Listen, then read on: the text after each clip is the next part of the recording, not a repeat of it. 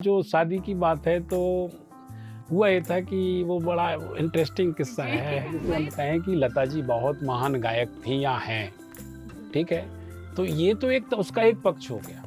वो इसलिए महान नहीं कि बहुत अच्छा गाती हैं, वो इसलिए महान है कि हम बहुत अच्छा सुन के जानते हैं। लेकिन अगर थिएटर की बात करें तो लोगों ने इस तरीके की एक धारणा बना ली है कि अगर आप थिएटर करेंगे तो आपको जो सर्वाइवल है वो बहुत मुश्किल होगा। नहीं, देखो इसमें दो चीज़, एक्टर आप कहीं भी परफेक्ट है तो इसमें कोई शक नहीं। आज के समय जितने अवसर हैं उतने पहले भी नहीं थे।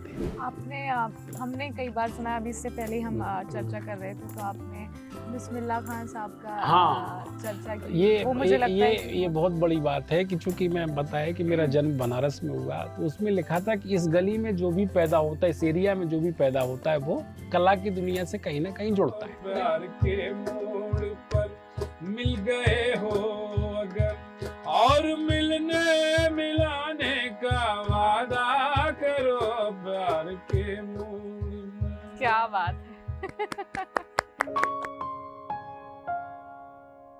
नमस्कार, मैं शुभांगिनी श्रीवास्तव। आज एक बहुत ही खास शख्सियत के साथ यहाँ मौजूद हूँ।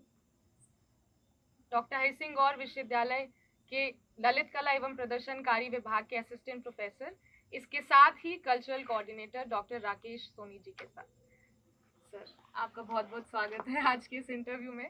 Thank you. और जैसा कि हम आपके बारे में जानते हैं कि आप काफ़ी वर्षों से रंगकर्म में जुड़े हुए हैं, तो आज हम आपके जीवन और जीवन से जुड़े हुए कुछ अनुभव के बारे में जानना चाहेंगे। बहुत सारे स्टूडेंट हैं आपके, मैं भी आपकी एक स्टूडेंट ही हूँ, तो बहुत सारे लोगों के बहुत सारे सवाल हैं मन में। कई बार वो आपसे जिक्र भी करते हैं, कई बार नहीं कर पाते हैं, तो हमने सबसे कहा कि आप अपने सवाल जो हैं हम तक पहुँचाएं। तो उसमें कुछ नए स्टूडेंट भी हैं, कुछ पुराने भी हैं, कुछ ऐसे नॉर्मल लोग भी हैं जो आपको सिर्फ राकेश सोनी के तौर पर जानते हैं, जो आपसे कुछ सवाल करना चाहते हैं। तो उन्होंने हमें अपने सवाल भेजे और आज हम इस इंटरव्यू के थ्रू उन सब सवालों के जवाब आपको देंगे। तो आप सर शुरू से शुरू करना चाहेंगे। आप अपने जन्म के बाद से, कहते हैं ना, जब से हमें याद रहना शुरू होता है, तो तब से आप कुछ बताना चाहेंगे आपने?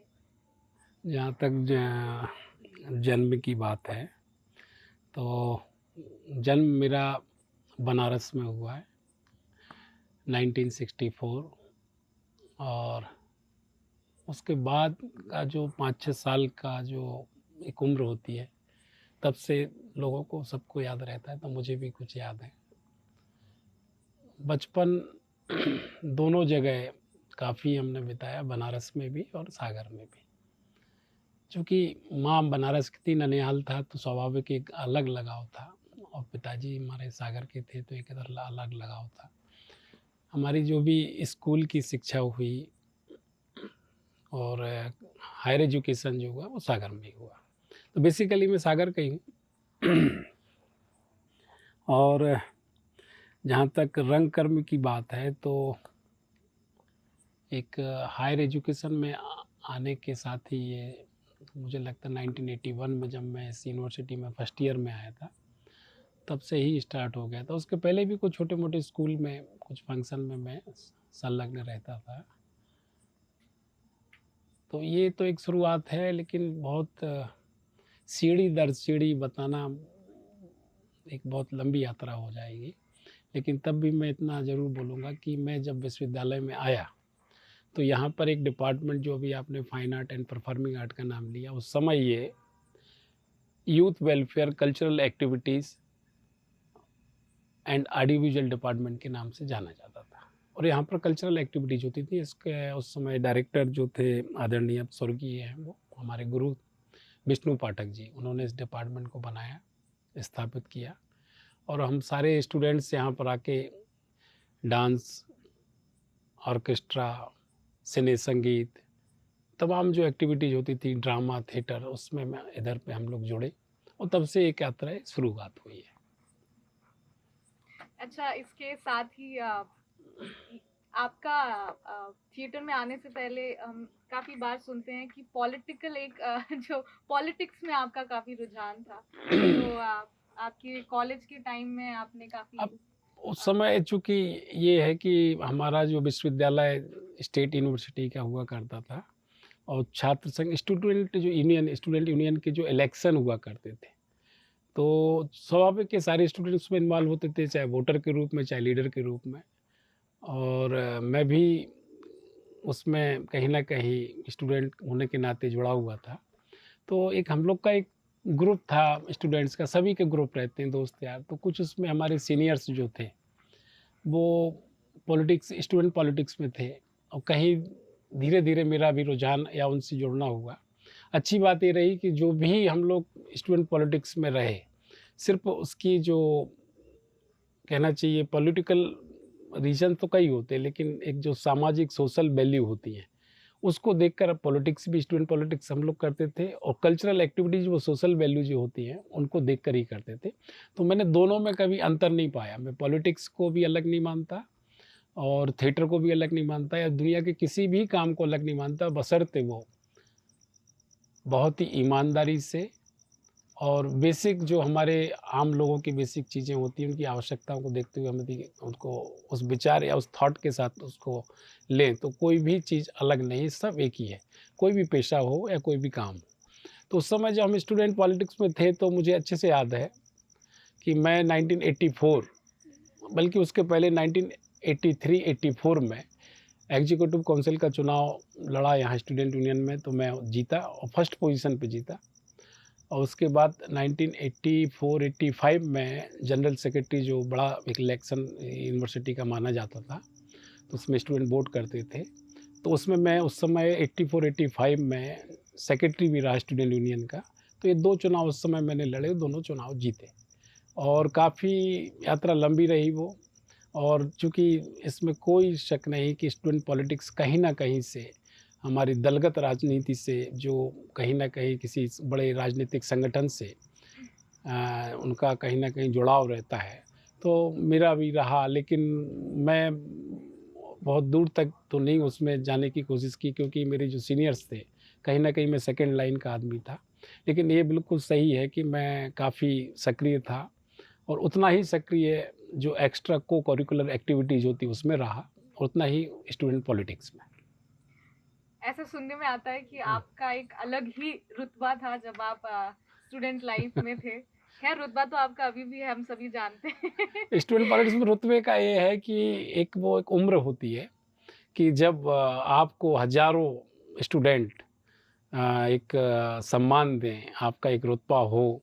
और जब मैं ब्लेज़र पहनता था रेड कलर का और उस पे लिखा हुआ रहता था डॉक्टर हरि सिंह और विश्वविद्यालय या सागर विश्वविद्यालय और उस समय सागर विश्वविद्यालय लिखा रहता था और उस पे कहना चाहिए कि सेक्रेटरी लिखा होता था। तो उस समय विश्वविद्यालय का लगभग जो दायरा था, वो लगभग आधा मध्य प्रदेश से ज़्यादा था और उसमें ये प्राइवेट कॉलेज और यूनिवर्सिटी उस समय नहीं हुआ करती थी, बहुत कम रेयर हुआ करते थे। तो जो एफ़िलिएटेड जो संबद्ध कॉलेज हुआ करते थे, महाविद्यालय हुआ करते थे, वो इधर इधर महाराष्ट्र की बॉर्डर से लेके इधर पे नेपानगर, खंडवा, इधर पे छिंदवाड़ा साइड इतना लंबा था कि जब डॉक्टर हरि सिंह और विश्वविद्यालय का कोई सेक्रेटरी या प्रेसिडेंट जब इन कॉलेजों में जाता था तो उनका जिस तरह से वेलकम होता था, एक जो वार्म में स्वागत होता था, तो उससे लगता था। और रियली ये बिल्कुल सही है कि उस समय सागर यूनिवर्सिटी के जो इलेक्शन हुआ करते थे, मैं बिल्कुल दावे से कह सकता हूँ, वो इलेक्शन कहीं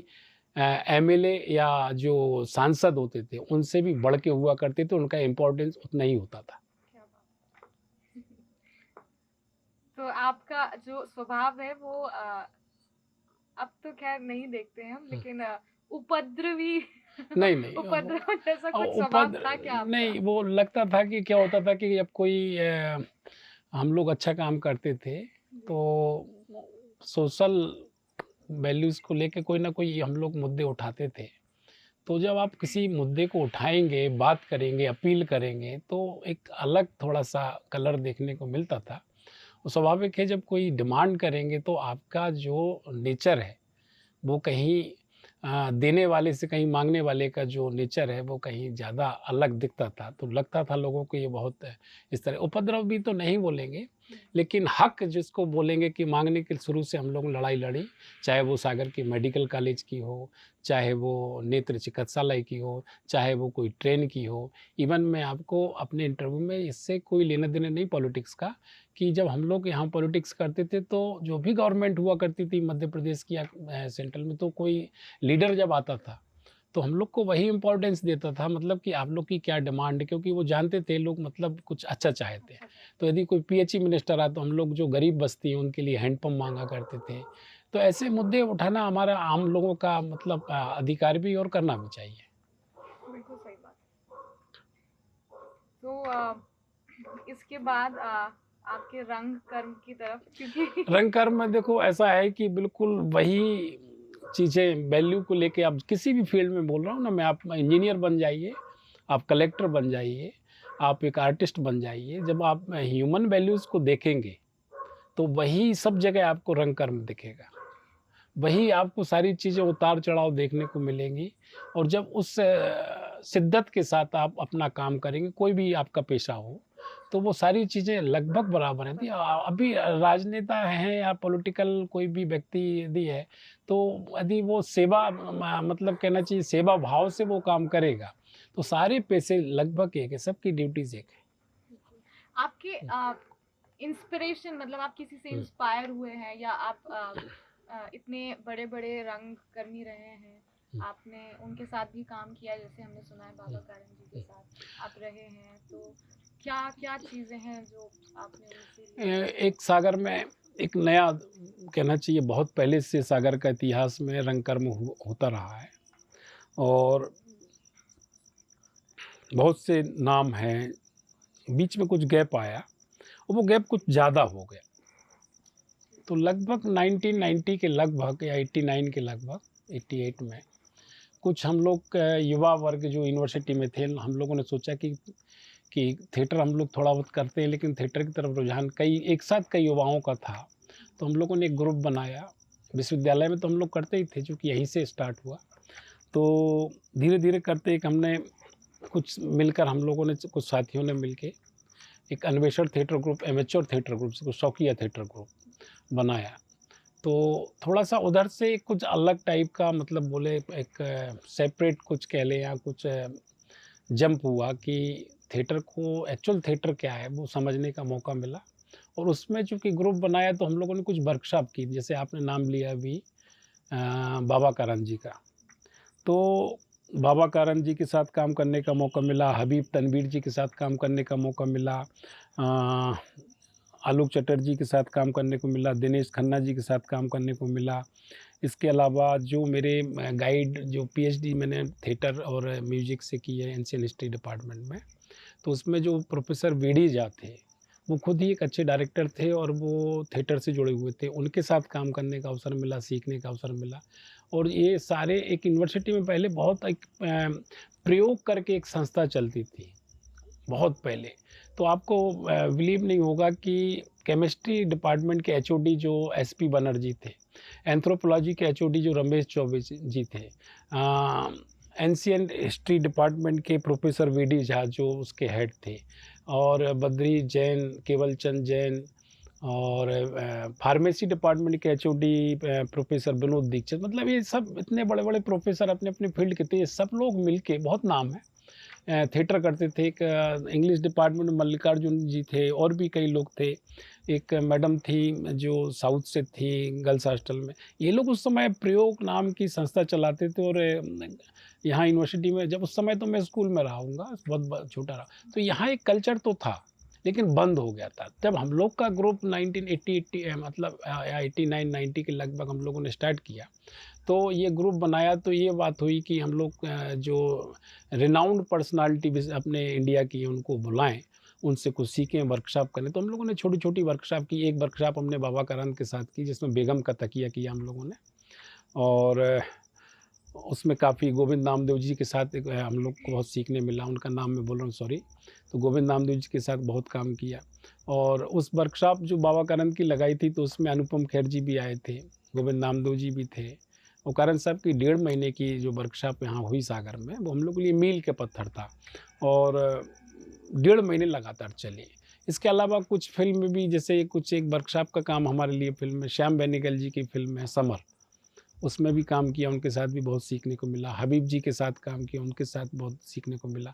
और ये यात्रा यहीं ख़त्म नहीं हुई कि वहाँ अन्वेषण थिएटर ग्रुप के साथ करते रहे। मैं चूँकि इस डिपार्टमेंट में इंस्ट्रक्टर के रूप में यहाँ पे कार्यरत था और थिएटर करता था, तो छोटे-छोटे जो यूथ फेस्टिवल होते हैं, inter collegiate, inter university state festival, zonal youth festival, national youth festival, international youth festival, तो ऐसे कई अवसर हमें तब से, जब मैं 1985-86 से मतलब यहाँ पर उसके 1981 से ही जुड़ा विश्वविद्यालय में, लेकिन उस समय कुछ ज़्यादा गति मतलब ज़्यादा गति आई इधर पर। और हुआ ये कि स्किट प्रेसन जैसी जो माइम मूक अभिनय, इससे हम लोगों ने स्टार्ट किया।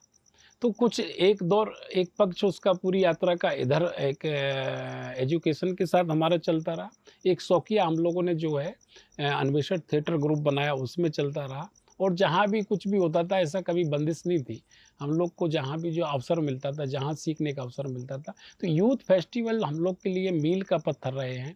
वहाँ हम लोग बाहर जाते थे, तो बाहर यूनिवर्सिटी के जितने भी नाटक आते थे, जो भी इवेंट होते थे, उनसे हम लोग को बहुत सीखने मिला। और हम लोग भी यहाँ नए-नए प्रयोग करते थे। सही बात है, क्योंकि मैं हाँ, भी इतने यूथ फेस्टिवल यहाँ पे कर चुकी हूँ, और जो भी नए बच्चे आते हैं वो भी, मतलब यूथ फेस्टिवल का जो क्रेज़ है वो एक अलग ही तरह का होता है। और मुझे भी याद है, जब मैंने यहाँ पे एडमिशन नहीं लिया था, तो मैंने सिर्फ एक नाम सुना था कि डॉक्टर राकेश सोनी जी जो हैं, वो यूथ फेस्टिवल के लिए सुबह 4 बजे तक थिएटर की प्रैक्टिस कराते हैं। और वो जो एक इम्प्रेशन था मेरे दिमाग पर या मेरे ऊपर, वो नाम मुझे उसने ऐसे मजबूर कर दिया कि अब तो मुझे थिएटर डिपार्टमेंट में एडमिशन लेनी है। And just because of that name, doctor Rakesh Soni, मैंने यहाँ पे एडमिशन लिया। एंड टचवुड मैंने बहुत कुछ सीखा है और सीख रही हूँ, और भी बहुत सारे बच्चे सब सीख रहे हैं। तो सर, आप कोई, हम तो काफ़ी किस्से सुनते रहते हैं, पर मैं चाहती हूँ कि आप लोग भी सुने कोई एक मज़ेदार किस्सा जो है, अगर आप सुनाना चाहें, चाहे वो यूथ फेस्टिवल के टाइम का हो या जब आप रंग कर्म कर रहे थे, मतलब इतने बड़े बड़े लोगों के साथ, कोई भी एक किस्सा आप सुनाना चाहें तो बड़ा ही मज़ेदार होता है। बहुत बहुत से किस्से हैं, एकदम से तो कुछ याद नहीं आ रहा। लेकिन कारण साहब का एक किस्सा अभी भी याद रहता है, जब उन्होंने मुझे मारा था। एक डायलॉग्स को लेके कुछ प्रॉपर्टी हम छोड़ दी थी स्टेज पे, और मैं कुछ कर नहीं पाया था, उस समय कुछ गलती हो गई थी। तो रिहर्सल के दौरान जिस ढंग से उन्होंने पेपर वेट और फाइल फेंक कर मुझे मारी थी, तो वो किस्सा आज भी याद है। और ऐसे कई किस्से हैं, लेकिन आप थिएटर वाले किस्से सुनने चाह रही हैं कि कोई घटना ऐसी कि जहाँ कहीं घटित हुई और हम लोग वहाँ उपस्थित हों, तो क्या थोड़ा-सा आप बताएँ? जैसे थिएटर से जुड़ा हुआ, हुँ, चाहे वो हो सकता है कि थे आप जब किसी स्टूडेंट को आप पढ़ा रहे हैं, या आपके डायरेक्शन में कुछ प्रोसेस चल रही हो और हाँ, हाँ, कोई हाँ। मज़ेदार ऐसा कोई आपका स्टूडेंट हो, क्योंकि हम अक्सर सुनते रहते हैं, तो सर के इतने स्टूडेंट्स हैं जो यहाँ से निकले हैं। अ, जैसे स्टूडेंट के नाम पे तो बहुत निकले हुए, लेकिन ये बिल्कुल पूरा सत्य नहीं है कि स्टूडेंट मेरे ही स्टूडेंट हैं। वो हाँ, एक्चुअल स्टूडेंट इधर आते हैं, टीम वर्क होता है। और मेरी ड्यूटी भी है, उसके अलावा भी कुछ चीज़ें रहती हैं उसमें, दोनों पक्ष मतलब मिलके काम होते हैं। बिल्कुल ये 100% बिल्कुल ट्रू है कि भले ही कोई कितने ही फ़िल्मी दुनिया में चला जाए या बहुत बड़ा नाम हो जाए, उसका अपनी मेहनत होती है। ये तो एक प्लेटफ़ॉर्म है, एक प्रकार से स्टेडियम में घुसने का गेट पास होता है, बाकी खेल तो उसको ही खेलना है। तो बहुत से किस्से हैं ऐसे, और अलग-अलग नाटक के अपने-अपने किस्से हैं। हर बार बच्चों पे दाँव लगाते हैं, उसमें से कुछ बच्चे अपनी मेहनत से आगे बढ़ जाते हैं, और कुछ अपनी कोई कारण, जो भी रीज़न्स के कारण, जो भी कोई कारण हो, उनके कारण कुछ हो सकता है वो थिएटर ना कर पा रहे हों, या करते हैं तो सिर्फ़ शौकिया रूप में करके दूर हो जाते हैं, और यही थिएटर भी है। एक किस्सा हमें बहुत अच्छे से याद है कि हम लोगों ने जब पहला नाटक किया था, अन्वेषण की तरफ से किया था, कोर्ट मार्शल। हम लोगों ने डेट फिक्स कर ली, और रीडिंग मतलब जो है इस तरह से था कि रीडिंग जो है हम लोग करेंगे, और 1 हफ्ते या 10 दिन का टाइम लिया और 2 ढाई घंटे का प्ले था, पहला प्ले था। उसको मुकेश तिवारी जो अभी फ़िल्म अभिनेता वो डायरेक्ट कर रहे थे। और तो हम लोगों ने ये किया कि सुबह इस डिपार्टमेंट में हम लोग आ जाते थे और घर जाने का सबको मनाही थी। तो हम लोग यहीं सोते थे और यहीं खाना आ जाता था, जेल की तरह बिल्कुल। और यहीं हम लोग स्पीच तैयार करते थे और 8वें या 9वें दिन हम लोगों ने कोर्ट मार्शल कर दिया था। तो ये और वो शो जो हुआ था बहुत हम लोग के लिए आज भी यादगार है। बहुत अच्छा शो हुआ था, सारे कलाकारों ने मेहनत करके, और उसमें पैसे ऐसे हम लोग के पास थे नहीं। तो सबका योगदान था, कोई कुछ करे, कोई कुछ करे। तो कुछ लोगों ने 50-50 रुपए दिए, किसी ने 100 रुपए दिए, सबने अपनी कॉस्ट्यूम सिलवाई थी, अपनी-अपनी कॉस्ट्यूम सिलवाई थी। और मेरे चूँकि पिताजी का काम कोल्ड ड्रिंक का था, तो उसमें नाटक में लास्ट सीन में कोल्ड ड्रिंक की आवश्यकता थी, तो कुछ बॉटल्स मैं ले आया था, मेरा वो योगदान था। तो मैं कोल्ड ड्रिंक्स क्या जो बात पार्टी सीन था, तो इस तरह से थिएटर का आनंद था और हम लोग लेते थे। आप मुझे जहाँ तक याद है कि आप उसमें सूरज सिंह का किरदार निभा रहे थे। तो आपकी एक्टिंग को देखकर मैं अगर गलती नहीं कर रही हूँ तो राधा वल्लभ त्रिपाठी जी ने एक लेख भी लिखा है रंग प्रसंग में। हाँ, लिखा उन्होंने। आदरणीय प्रोफ़ेसर राधा वल्लभ त्रिपाठी तो बहुत महान आदमी हैं। उन्होंने मेरे कई नाटक देखे हैं और उनसे मैंने बहुत सीखा भी है। और जिस तरह से वो बकअप करते थे, मतलब गलतियों को भी नज़रअंदाज करके हम लोग का हौसला अफ़ज़ाई करते थे, वो बहुत बड़ी बात है। वो बहुत बड़े आदमी हैं और बड़े इसलिए हैं कि हम जैसे छोटे आदमियों को उन्होंने मुझ पे एक लेख भी लिखा, रंग प्रसंग, जो नेशनल स्कूल ऑफ ड्रामा से किताब निकलती है, उसमें लिखा। मुझे नहीं मालूम था, मुझे अचानक कहीं वो दिखाया, देवेंद्र राज अंकुर जी कहीं हमें मिले थे, उन्होंने बताया। खैरागढ़ यूनिवर्सिटी में हम लोग मिले, बोले आपका लेख आया इस बार नहीं, और मेरे पास वो किताब है, आप देखेंगे? हमने देखा, 2007 की बात है। तो उन्होंने वो नाटक देखा था और दूसरा उन्होंने हमारा नाटक देखा था मुख्यमंत्री, जिसमें मैंने कृष्ण द्वैपायन कौशल का रोल किया था। वो नाटक हमारे लिए बहुत मतलब कई नाटक होली भी किया, कोर्ट मार्शल भी किया और बेगम का तकिया भी किया कारण साहब के निर्देशन में। हबीब जी के साथ कुछ हम लोगों ने सीन वर्क किए हैं। लेकिन मुख्यमंत्री जो मुकेश तिवारी ने डायरेक्ट किया था, उसमें मुझे कुछ लगा था कि अब थिएटर कुछ और, मतलब जो अब तक हम समझ रहे थे थिएटर को, थिएटर जितना समझो उतना कम है। और उस समय हम कुछ सीन उसके ऐसे थे कि लगा कि हाँ, थिएटर कुछ है। फिर अभी 15-16 साल बाद, आज से 4-5 साल पहले, एक हमने यशराज यादव जी के साथ एक उनके डायरेक्शन में गिद्ध किया, विजय तेंदुलकर जी का। तो वो नाटक गिद्ध में भी मुझे लगा कि देखो इतना हो गया, उसके बाद भी अभी बहुत सीखना है। और गिद्ध में मुझे जो हम अभी कुछ कर पा रहे हैं, थोड़ा बहुत, जो भी थोड़ा बहुत 1-2% जो भी कर पा रहे हैं, तो गिद्ध नाटक से हमें लगा कि नहीं, रंगमंच में जितना करते जाओ उतना कम है और जितना सीखते जाओ, सीखना क्या है, वो तो सतत प्रक्रिया है, कहीं रुकने वाला काम नहीं है उसमें। और यही रंगमंच की मौलिकता है और यही उसकी खूबसूरती, यही उसकी ताकत भी है। बिल्कुल सही बात है। तो आपने इतने नाटक किए हैं, आपने डायरेक्शन भी किया है, तो आप बताइए कि जिसमें आपने परफॉर्म किया एज एन एक्टर, अब तक का आपका सबसे प्रिय नाटक कौन सा है या प्रिय किरदार आप बताना? गिद्ध नाटक अभी जो किया था, उसके पहले मैंने मुख्यमंत्री का बोला, मुख्यमंत्री हाँ। तो है ही, लेकिन 16 साल बाद जब गिद्ध किया तो उसमें जो पापा का रोल किया था वो कमाल, मतलब हमें, चूँकि अब वो पुराने नाटक तो है ही, लेकिन अभी उसको किया था। सभी अच्छे लगते हैं ऐसा नहीं बोल सकते, लेकिन अब चूँकि चुनना है किसी को, तो मुख्यमंत्री को भी मैं चुनता हूँ और गिद्ध में जो पापा का रोल किया था उसको भी चुनता हूँ।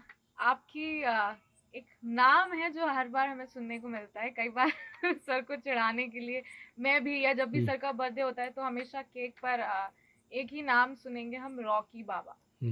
तो सर आप खैर हम जानते हैं, कुछ जो लोग यहाँ बैठे हैं, मौजूद हैं, कि थोड़ा कुछ तो हमें पता है, पर थोड़ा और हम इसके बारे में जानना चाहेंगे कि ये जो रॉकी बाबा नाम जो है सर, ये कहाँ से आया है? कुछ नहीं है, ये नाम वाम रॉकी मोकी बाबा कुछ नहीं। ये लोग क्या करते हैं, हमारे जो स्टूडेंट है ना, ये सब मस्ती मजाक में नाम रख लेते हैं और एन्जॉय करते हैं और कुछ नहीं।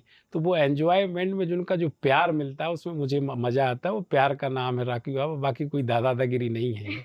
आए समझ नहीं में। मुझे सर ऐसा भी लगा कि शायद जो मैम है हाँ सर की जो वाइफ है हाँ हाँ हम थोड़ा सर की शादी भी बहुत इंटरेस्टिंग है, उसके बारे में भी जानना चाहेंगे। आज मैं सुबह से सोच रही थी बाकी किसी सवाल में कुछ कंफ्यूजन मैंने कहा सब हो जाएगा, ये जो सवाल है कि सर की शादी जो है सर की नौकरी लगने से पहले हुई या नौकरी लगने के बाद, ये मुझे बड़ा परेशान कर रहा था। फिर मैंने कहा चलो ऑन द स्पॉट शादी तो नौकरी लगने के बाद हुई है, लेकिन नौकरी उस समय, शादी तो परमानेंट हुई, नौकरी परमानेंट नहीं थी।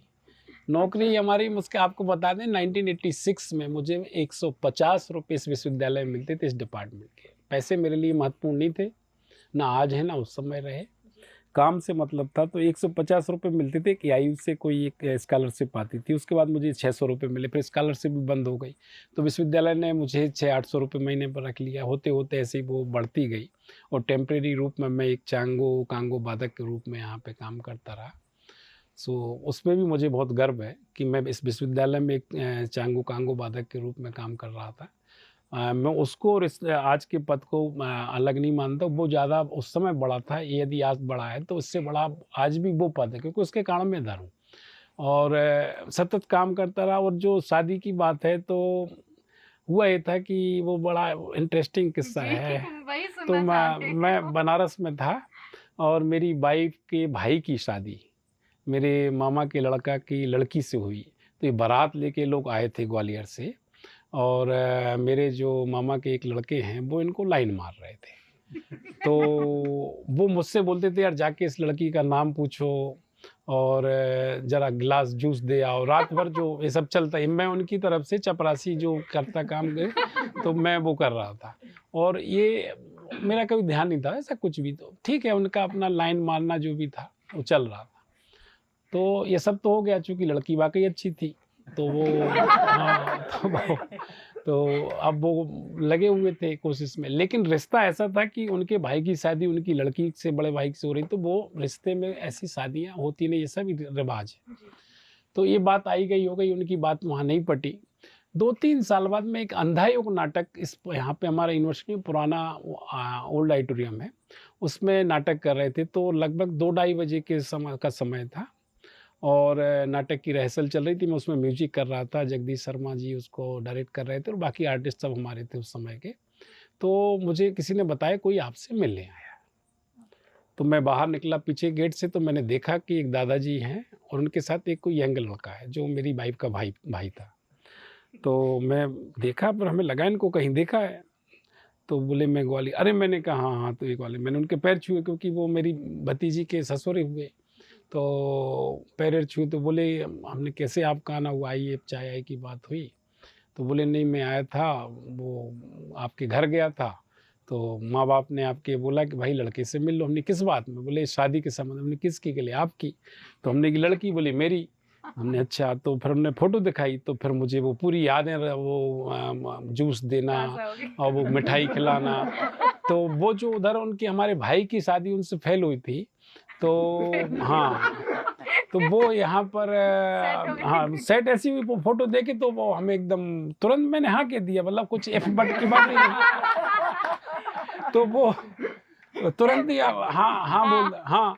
तो बोले मतलब हमने कि हाँ भाई आप आए और शादी हो गई। तो बोले कि पक्का? हमने यहाँ बोले आप फिर आपके घर नहीं, आपने घर करके गए थे? उन्होंने बोला लड़का तैयार है। तो क्योंकि मैंने और इसके पहले ना मेरी कहीं शादी की बात चली थी, ना मैंने कहीं ऐसा सोचा था और ना कुछ, लेकिन वो देखा बस एकदम मैंने हाँ कर दिया फ़ोटो देख के।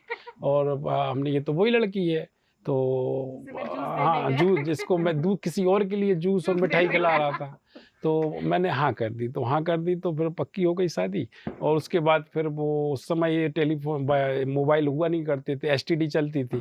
तो दौड़ चला, तो 2-2 घंटे फिर एसटीडी पे बातचीत शुरू हो गई। और फिर उसके बाद फिर मैं ग्वालियर गया कि भाई मैं लड़की से तो मिल लूँ, भाई उसको मुझसे करनी है कि नहीं, मुझे तो करनी है उससे, उसको करनी कि नहीं।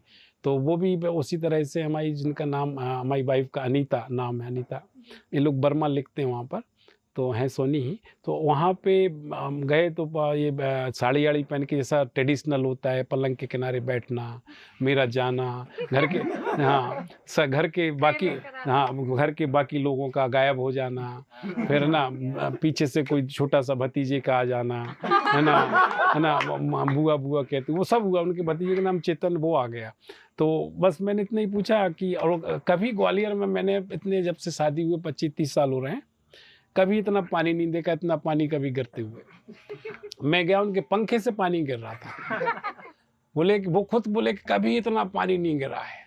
उनके घर तक हम कैसे पहुँचे हैं, जिस होटल में रुके वहाँ से छत्ता मत्ता लगा के भीगते भागते पहुँचे, वो पानी गिर रहा था भयंकर। तो वो दिन भी याद है, ये साड़ी पहन के पहनी वो साड़ी भी याद है हमें, बढ़िया वो कलर अल्लर उसके, और बहुत सुंदर लग रही थी, इसमें कोई शक नहीं।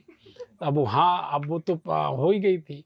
फिर उसके बाद मैं उधर से चूँकि बहाने से गया था, को एनएसडी जाना था मुझे, कोई काम था एनएसडी में कुछ, तो उधर दिल्ली गया, फिर ये सब मुलाकात हुई और बस फिर शादी की डेट फिक्स हो गई। 21 फरवरी को मुझे याद है कि भारत वेस्ट इंडीज़ का मैच था उस दिन ग्वालियर में, और उस दिन भारत जीत गया था। तो मेरे बारात में जहाँ 50 लोग गए थे, तो 5-1 हज़ार लोग नाच रहे थे। तो मुझे समझ में नहीं आया कितने बाराती कहाँ से आ गए। तो बाद में देखा कि वो अपने हमारे कुछ स्टूडेंट, कुछ टीकमगढ़ के, वो संजय श्रीवास्तव एनएसडीएन जो है, वो उसके साथ 50 सब लोग नाच रहे हैं। पर हमने यार तुम लोग आ कैसे गए? बोले कि बारात में आए हैं। तो बोले बाद में पता चला कि वो वेस्ट इंडीज और इंडिया का मैच देखने गए थे। अब शाम को खाना की व्यवस्था नहीं, तो बारात में शामिल थे। तो वो लोग का सब बड़ा आनंद था, मज़ा था। तो वो भी एक घटना बड़ी गजब की है। तो ऐसे शादी हुई सो हुई फिर क्या है। अब 2 बच्चे हैं, एक अभी शांतनु जो है एमबीए कर रहा है, नक्षत्र छोटा वाला वो बीटेक कर रहा है, और हम जहाँ के तहाँ 1981 में जहाँ इधर आए थे, और तो यही। और एक मेरा यूनिवर्सिटी से बहुत अच्छा आपको बोल दें, 1981 से नहीं, मेरी उम्र अभी लगभग 59 या 60 के लगभग होने जा रही है। तो मेरा इस यूनिवर्सिटी से संबंध 55 वर्ष का है, लगभग 55 ईयर्स का। मैं जब 5 साल का था तो यूनिवर्सिटी आया करता, क्योंकि मेरे फादर की कैंटीन यूनिवर्सिटी में थी। एक ही कैंटीन हुआ करती थी समय, सोनी कैंटीन, और बहुत लोग बताते हैं बहुत बड़ी कैंटीन थी, या एक ही कैंटीन थी। और मुझे इतना याद है कि एनसीसी का नाश्ता आता था, तो मैं बड़े बाजार जहाँ घर था उधर से हाथ ठेला पर बैठ के, जिसमें एक में समोसे, बिस्किट, बालूशाही, केले, तो मैं उस हाथ ठेले पर बैठ के, तो यूनिवर्सिटी में लगातार 1900 मतलब कहेंगे 55 साल पहले से, मतलब मैं लगातार आ रहा हूँ। यहीं स्टूडेंट, यहीं पढ़ाई हुई, यहीं मेरी सर्विस हुई, और मैं कहीं बाहर मैंने कोशिश भी नहीं की, ना कभी गया। सर इसके अलावा जैसे कि हम सारे स्टूडेंट हैं, तो हमें पता है कि आपका म्यूज़िक की तरफ एक काफ़ी रुझान जो है आपका एक अलग किस्म का है। चाहे वो माउथ ऑर्गन ले लें या आपकी कव्वाली ले लें, जिसके लिए हम हमेशा कहते रहते हैं कि सर कव्वाली सुनाइए। और तो आपका म्यूज़िक की तरफ कैसे इतना ज़्यादा इंटरेस्ट डेवलप हुआ? या वो थिएटर का ही हिस्सा है, क्योंकि हम लोग बताए ना कि डॉक्टर हरीश सिंह गौर विश्वविद्यालय, जो उस समय सागर विश्वविद्यालय, हम लोग एक गौर ऑर्केस्ट्रा चलाया करते थे, जो स्टूडेंट्स के द्वारा ही संचालित होती थी। और पूरा इंस्ट्रूमेंट, चाहे वो ड्रम हो, मैं ड्रम भी प्ले करता हूँ, एकॉर्डियन हो, गिटार हो, सारे इंस्ट्रूमेंट इस डिपार्टमेंट में आज भी हैं, और आज भी उसी तरह काम होता है। तो पहले ऑर्केस्ट्रा होती थी, तो वो एक रुझान तो था ही शुरू से। और हम लोग बेसिकली म्यूजिक से ही रहे, मतलब सुगम, मतलब क्लासिकल से कोई लेना देना नहीं रहा है। तो सिने संगीत हम लोग यहाँ पे ऑर्केस्ट्रा के रूप में स्टूडेंट सब सारे इकट्ठे होकर हम लोग गौर जयंती पर प्रोग्राम, और अदर जो भी ऐसे ओकेज़न आते थे, स्पेशल कोई ऐसा जंक्चर है, उसमें हम लोग प्रोग्राम करते थे। तो वही रहा। और जहाँ तक कव्वाली की बात कही आपने, तो एक बार नैक की टीम में या कोई यूजीसी की टीम आई थी यूनिवर्सिटी में, उस समय प्रोफेसर डीपी सिंह साहब कुलपति थे। उन्होंने बोला कुछ नया प्रोग्राम कुछ ऐसा करना राकेश की, थोड़ा सा उनको बड़ा। तो मैंने पता किया, उसमें जो मेंबर थे वो लगभग उसके चेयरमैन थे, वो नॉर्थ साइड के थे, मतलब पंजाब साइड से थे। तो मैं समझ गया कि इनका टेस्ट जो होगा वो सूफियाना होगा। तो मैंने एक कव्वाली उस समय जो हम लोग स्टूडेंट लाइफ से कुछ सुना करते थे, साबरी ब्रदर्स पाकिस्तान की, प्यार के मोड़ पर, उसकी भी अपनी क्या कहानी, प्यार के मोड़ पर, जो मैंने अपनी बीवी की बात कही ना अभी, तो उस समय जो बनारस में शादी ब्याह में रात में जो संगीत हो रहा था, उसमें मैंने प्यार के मोड़ के प्यार में कव्वाली गाई थी। तो वो मेरी कुछ तैयार थी, और वो गा तो रहा था मैं अपने भाई साहब के लिए कि इनका इनका लफड़ा सब ठीक हो जाए, लेकिन वो प्यार के मोड़ पर मेरे ही ऊपर आया पूरा। और वो एक उसकी कहानी है। तो वो कव्वाली का एक शौकिया था, लेकिन देखिए कहाँ से वो यात्रा शुरू होती है कि वो कब हम लोग गाते थे, और कव्वाली गाते गाते कव्वाली का थोड़ा सा 2-3 कव्वाली हम लोगों ने गाई।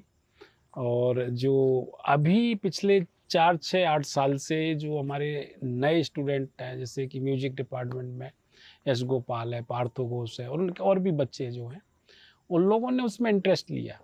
और एआईयू ने एक कंपटीशन स्टार्ट कर दिया पिछले 6-8 सालों में, qawwali national qawwali youth festival. तो ये बड़े गर्व से हम कह सकते हैं, बड़ा हम लोग को इस पे नाज होना चाहिए कि हमारे विश्वविद्यालय के जिनका नाम लिया है, एस गोपाल है, पार्थो घोष, और भी जो स्टूडेंट हैं उसमें अतुल पथरोल है, और अभी तो संजय है, और भी मैकलिन वगैरह बहुत से बच्चे हैं।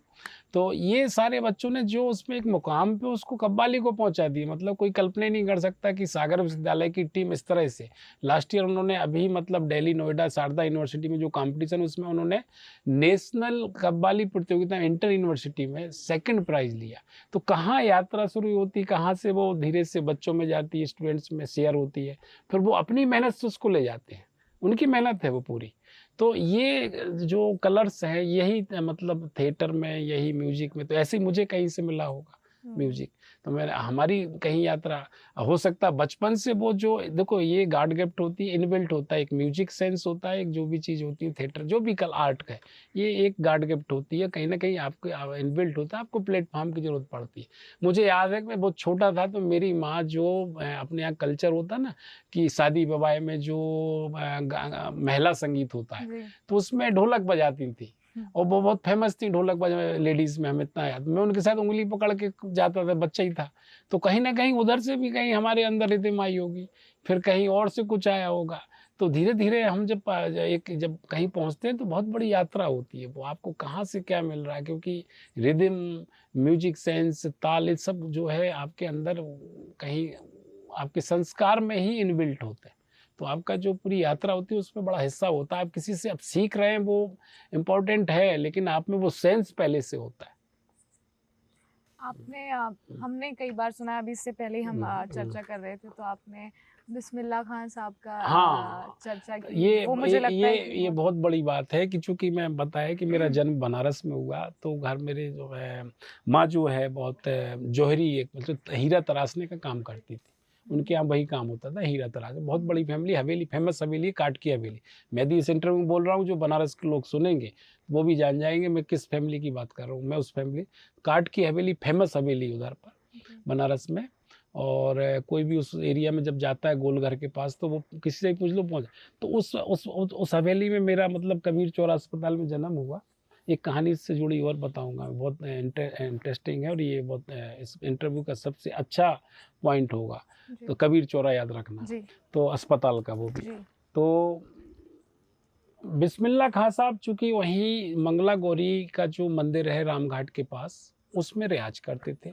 मैं तो उनके सामने बच्चा था ही, लेकिन वो घर में जब कुछ इस तरह की, चूँकि जौहरी फैमिली बहुत फेमस वहाँ पे हमारी माँ की, तो कुछ शादी विवाह कुछ इस तरह का होता था, तो उनका ऐसे फंक्शन को बड़े सम्मान के साथ उनको बुलाया जाता था, बिस्मिल्लाह खां साहब को। और उनका जो संगीत, जो शहनाई वादन उस समय हुआ करता था, तो ये बहुत पूरे परिवार के लिए और उस एरिया के लिए बहुत गर्व की बात होती थी। लेकिन मुझे तो अब समझ में आ रहा है कि वो व्यक्ति इतने उस समय तो बच्चा था, लेकिन मेरा सौभाग्य कि मैं उनके आसपास खेला हूँ। जब वो रियाज के मतलब वहाँ कुछ प्रोग्राम कर रहे हैं, तो मैंने उनको देखा है आप पास से, तो मैं तो अपनी मस्ती में रहता था। तो एक ये दूसरा, अभी मैंने कौन सा कबीर चौरा, एक आज से मैं बहुत ऑथेंटिक बात कर रहा हूँ। इंडिया टुडे, आपने एक किताब जो छपती, इतनी बड़ी मैगजीन है, न्यूज एक प्रकार है ना, इंडिया टुडे में मैंने बहुत आज से 20, 25, 30 साल पहले, याद नहीं, एक लेख पढ़ा था।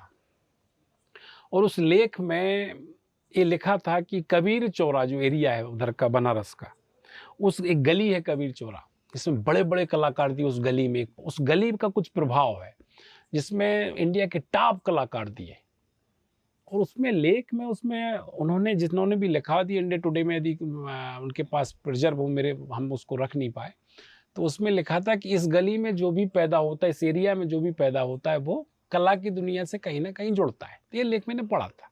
बहुत दिनों बाद जब मैं यहाँ इस डिपार्टमेंट में नौकरी कर रहा हूँ तो उस लेख का याद आया। तो मैंने अपनी माँ से पूछा कि मैं कहाँ पैदा हुआ था, तो बोले कबीर चौरा।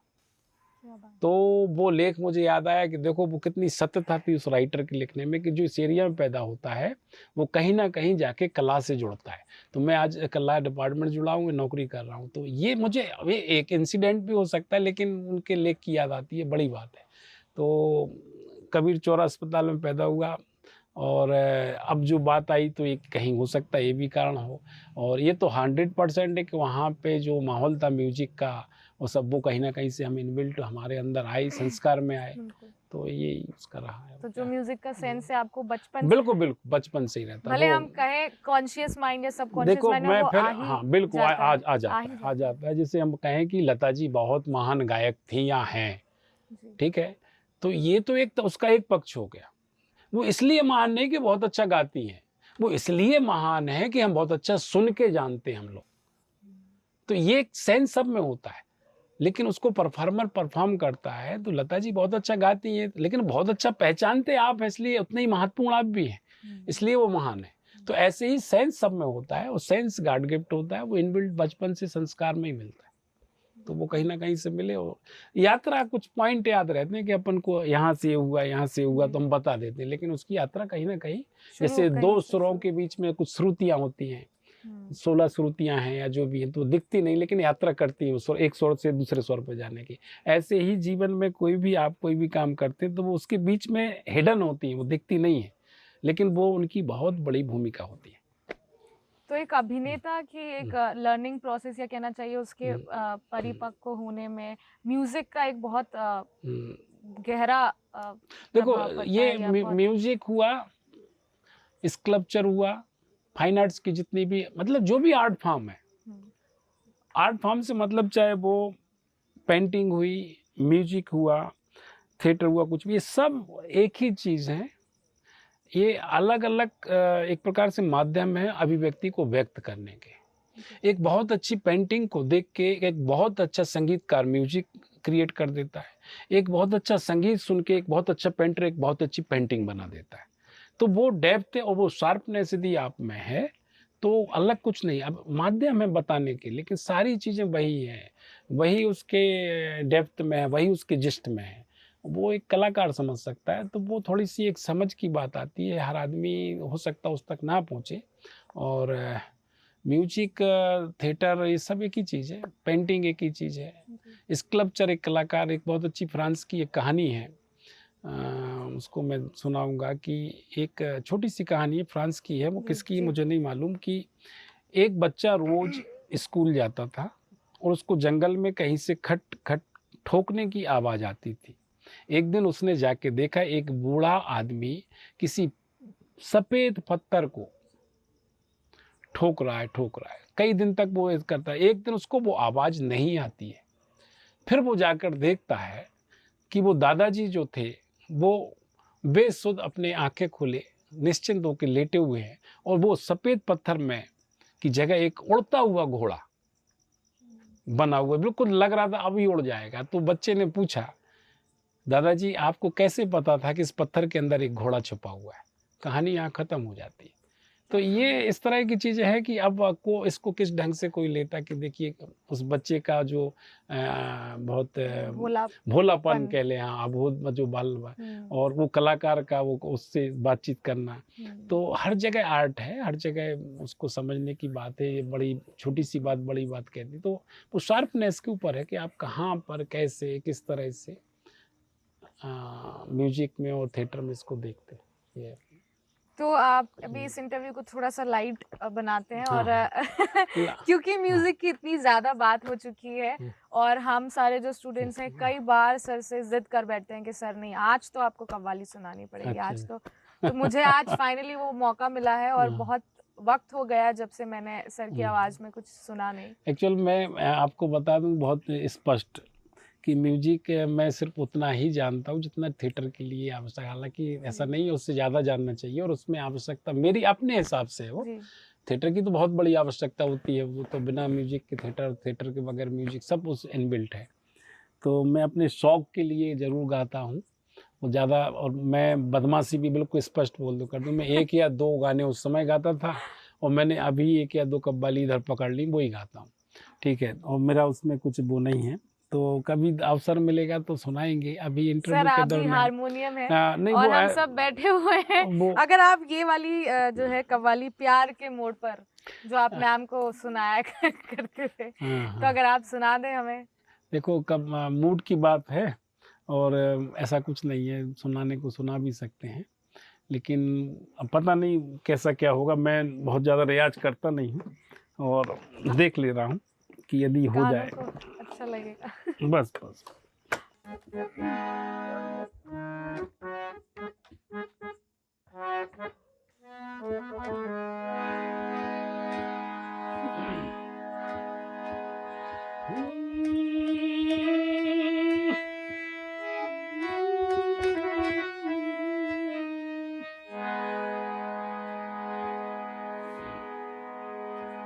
तो ऐसे ही थोड़ा बहुत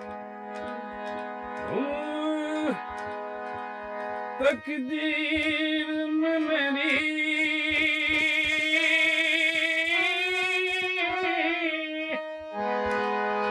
हर चैन से जीना लिख दे, डूबे ना कभी मेरा सफीना लिख दे। ये नात हम लोग गाते थे, बड़ी लंबी है, थोड़ा सा भी नहीं लेंगे। जो आपने प्यार के मोड़ पे बोली वही मैं थोड़ा सा।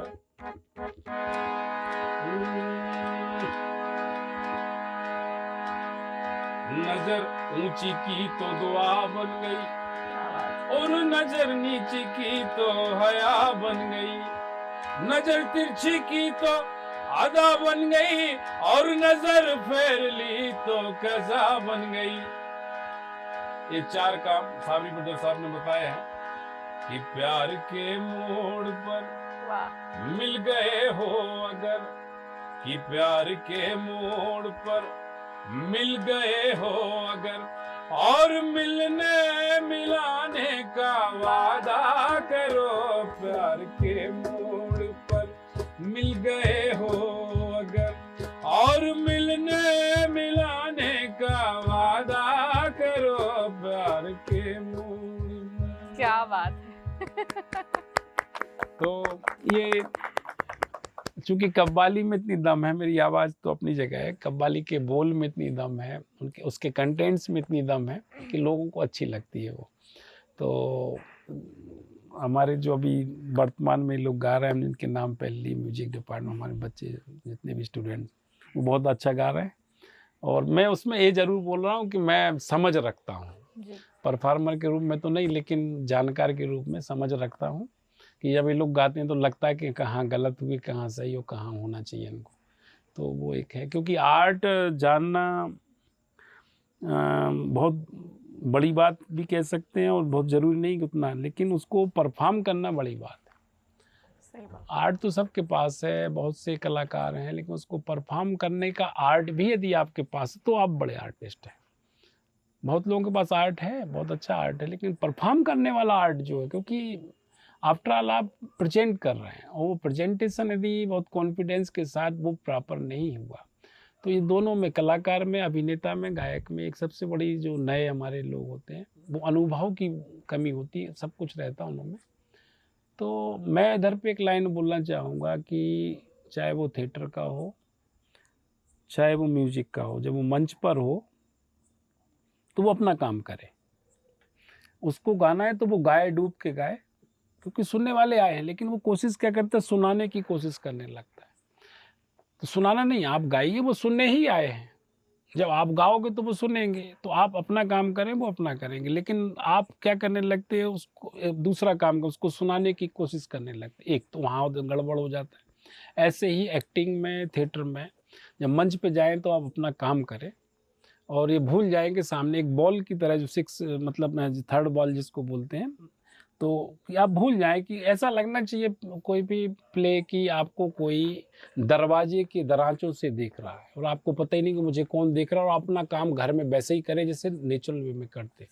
तो स्टेज को आप उसी तरह से लें, चाहे वो गायक कलाकार हो या अभिनेता हो, कि उसको कोई नहीं देख रहा है, उसको पता ही नहीं, आप अपना काम करें क्योंकि देखने वाला देख ही रहा है। तो एक्टिंग में भी नए बच्चे जो होते हैं उनके साथ यही प्रॉब्लम होती है, वो लंबे समय तक चलती है कि उनको हमेशा एक ये रहता है कि कोई उनको देख रहा है, दर्शक बैठे हुए हैं, तो थोड़ा-सा जो एक कॉन्शियसनेस हाँ, वो आ जाती है, कॉन्शियस हो थोड़ा-सा जाते हैं। वो अपना कहीं न कहीं उनका इनर फ़ोकस हाँ, जो है कहीं न कहीं गड़बड़ हो जाता है। वो इनर फ़ोकस गड़बड़ नहीं होना चाहिए, आप अपना काम करो, फिर देखो मज़ा आएगा।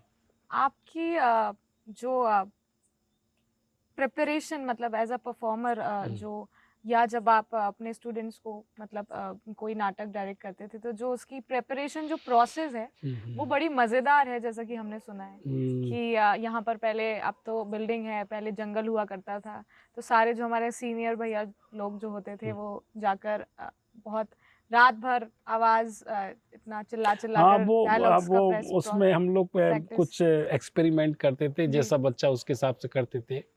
और कुल मिला के देखो थिएटर में क्या है, जब बच्चा आता है तो एक रिलेशन होते हैं टीचर्स के या जो उसको डायरेक्ट कर रहा है सब। तो वो उसका बैकग्राउंड पता चला कि वो ऐसे बैकग्राउंड से आएगा, उसका कला थिएटर से कुछ लेने देना नहीं। अब वो कर रहा है तो उसको कहीं ओपन करने के लिए एज एन आर्टिस्ट उसको ओपन करने के लिए आपको कुछ तो करना पड़ेगा। तो हम लोग एक्सरसाइज करते थे कि हमारे तुम्हारे संबंध जो है बिल्कुल दोस्तों की तरह हो, ताकि हम तुमसे बड़े खुल के बात कर सकें और जो भी मुझे बोलना है मैं बोल सकूं, तुम अब वो एक्टर भी हमसे और यही है उसका फंडा। जी। ये कुछ क्या है कि इंस्टीट्यूट में, एजुकेशनल इंस्टीट्यूट में ये सर और टीचर, गुरु शिष्य परंपरा, ये सब ठीक है, वो एक सम्मान कल्चर है। लेकिन जब आपको कुछ इनपुट या आउटपुट की बात हो कि आपके मतलब कुछ निकालना है, एक्सप्रेशन मतलब आपको कुछ देना है, आपको एक्सप्रेस करने कोई बात को, या कोई आपका आउटपुट कुछ ऐसा है कि, तो वो तो तभी होगा जब आप बिल्कुल खुले दिमाग से सारी सारी चीज़ें, सारी बाउंड्रीज को तोड़ के। तो हम लोग एक्सरसाइज करते हैं, जैसे तुमने बोला कि यहाँ पे यहाँ जंगल हुआ, तो अभी भी है, वो कुछ बिल्डिंग बन जी। गई, तो हम लोग क्या करते थे, सारे स्टूडेंट्स को लेके उनमें घुस जाते थे झाड़ियों में, हाँ। और उधर पे ये भूल जाते थे कौन किसका क्या रिलेशन, कुछ नहीं। तो हम लोग के कई एक्सरसाइज करते थे, वॉइस एक्सरसाइज करते थे, कुछ बातचीत करते थे, कोई किसी से बोल रहा है, किसी को पता ही नहीं कौन हमसे बोल रहा है, वो कोई किसी का जवाब दे रहा है, कोई 8 10 20 वॉइस जो है, जो समझ में नहीं आ रही कौन किससे क्या बोल रहा है, चल रहा है। और उसमें हम लोग कुछ इस तरह की जो आप शायद हमें लगता है सुनना चाह रहे हैं, कि हम लोग कुछ एक्सरसाइज गालियों का भी करते थे।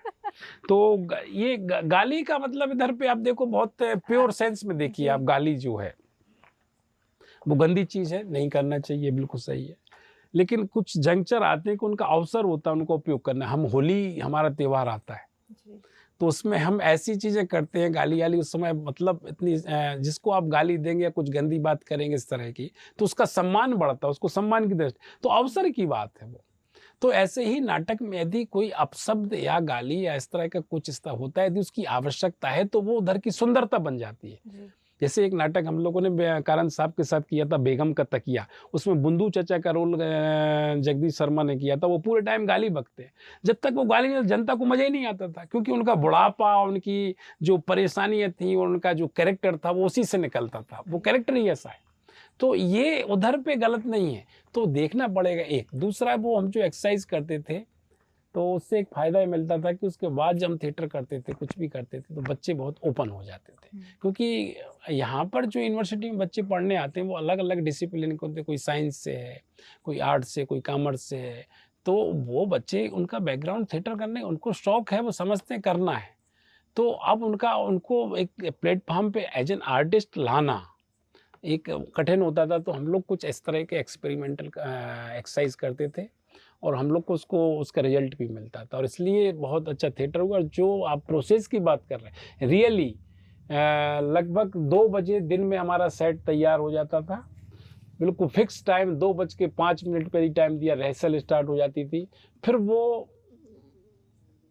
रात को 2 ढाई बजे तक चल रही, 12 घंटे रेगुलर, तो वो भी चलती थी, और उसके बाद भी सुबह 4 बज जाए चलती थी, बच्चे यहीं सो जाते थे, और उसके रिजल्ट भी आए। और दूसरा ये कि अ, एक हम लोग का एम होता था कि यूनिवर्सिटी के लिए हम सिर्फ नाटक नहीं कर रहे हैं, यूनिवर्सिटी की इज्जत का सवाल है। और हम यूनिवर्सिटी को यदि हम डॉक्टर हरी सिंह गौर के नाम पे यदि प्राइज़ लेके आते हैं बाहर से एक इंटर यूनिवर्सिटी में, चाहे डांस में चाहे थिएटर में, तो इसमें कोई शक नहीं, बहुत पुरस्कार लिए हम लोगों ने, हमारे स्टूडेंट्स ने, उन्होंने उनकी मेहनत थी वो। और रियली उनसे कंपटीशन करके, चाहे जिनका बड़ी बड़ी यूनिवर्सिटी जहाँ थिएटर का बड़ा नाम है, चाहे बॉम्बे हो चाहे जो भी हो, तो एक जो इमेज बनी यूनिवर्सिटी की इस यूथ फेस्टिवल में पूरे देश में, जो डॉक्टर हरि सिंह गौर विश्वविद्यालय का नाम स्थापित हुआ आर्ट कल्चर संस्कृति के क्षेत्र में, उससे रियली उन सारी चीज़ों के प्रोसेस का ही है वो। बिना विदाउट प्रोसेस दुनिया में कभी कहीं कुछ नहीं हो सकता, प्रोसेस है।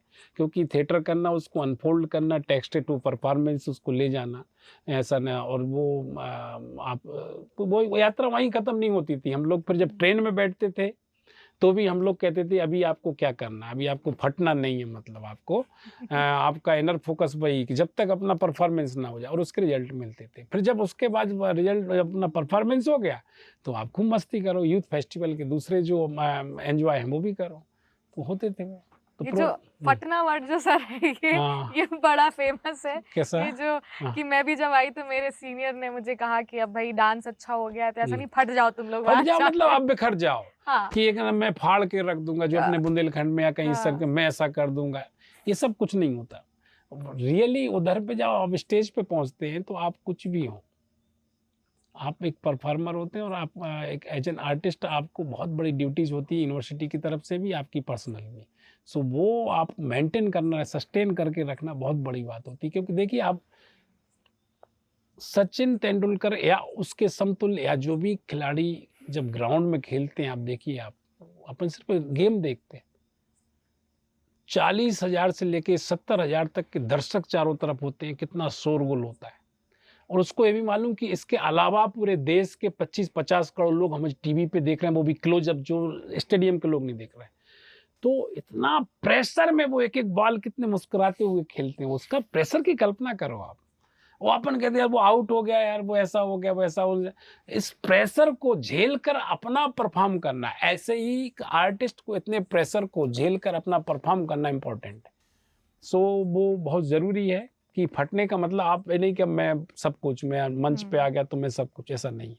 हर बार आप नए हैं, हर बार आपको जितने नाटक करेंगे उतनी बार आप उसी प्रोसेस से निकलना होगा। चाहे आप 20 साल का नाटक करें तो आपको उसी प्रोसेस से निकलना होगा। हर नाटक की प्रोसेस वही है, आपको फिर से वही करना है। आपको हर बार कैरेक्टर में जो जीना है उसके लिए पूरी प्रोसेस वही करनी होगी। अलग से जितने बार आप गाएंगे आपको वही रियाज करनी होगी, है ना। वो ऐसा नहीं कि हमने एक बार अच्छा गा लिया तो हमेशा अच्छा गाएंगे, या मैंने एक नाटक में बहुत अच्छा काम कर लिया तो हमेशा, मेरा एक नाटक बहुत अच्छा डायरेक्शन दे दिया सो ऐसा बिल्कुल नहीं है। आपको हर बार नए तरह से सोचना होगा, नए एंगल से सोचना होगा, नए प्रकार की समय के अनुरूप सोचना होगा, चीज़ों को समझते हुए सब्जेक्ट पे सोचना होगा, कंटेंट्स पे आपको देख क्या है ना। ऐसा नहीं कुछ भी उठाया शुरू हो गया। ठीक है, अब नए बच्चे आते हैं तो उनके साथ थोड़ा सा आपको नॉर्मल होके करना पड़ता है, लेकिन यदि उसकी एक्चुअल उसकी ट्रेनिंग पे जाएंगे तो वो धीरे धीरे उनको भी करना पड़ेगी। भले किसी ने 10, 20, 25 साल, आज मुझे भी यदि नाटक करना है, आप कराएंगे या कोई भी कराएगा, तो मुझे उसी प्रोसेस से निकलना होगा। ये नहीं कि मैंने 30 साल से कर रहा हूँ उसमें सब कुछ कर लूँगा, ऐसा बिल्कुल भी नहीं। बिल्कुल सही बात है। और ये मुझे हंसी जो आई इस बात से कि जब भी कोई प्रोसेस होता था, और आप सोनी सर आएंगे आज, अभी इस चीज़ की प्रैक्टिस चल रही है और सोनी सर आने वाले हैं, तो सोनी सर जो है नाटक में अंदर देखने नहीं आएंगे, ऑडिटोरियम में हम सब अंदर प्रैक्टिस कर रहे हैं और सोनी सर बस वहाँ से हाथ बांधे पीछे और यहाँ वहाँ से ऐसे वॉक कर रहे हैं। अब सबके दिल में ऐसे दुख दुख हो रही है कि सर नहीं, एक्चुअल क्या होता है ना कि कई बार ये होता है ना कि हमारे जो बताने से कुछ बड़ा डायरेक्टर है बता, क्या होता है कई बार साउंड से, मतलब कि डायलॉग से समझ में आता है कि क्या परफॉर्म हो रहा है ना। इससे ही समझ में आ जाता है कि क्या परफॉर्म हो रहा है, क्योंकि उसके वॉइस में जो चीज़ नहीं आ रही तो उसके देखने में तो आनी ही नहीं है। ये भी होता है एक दूसरा।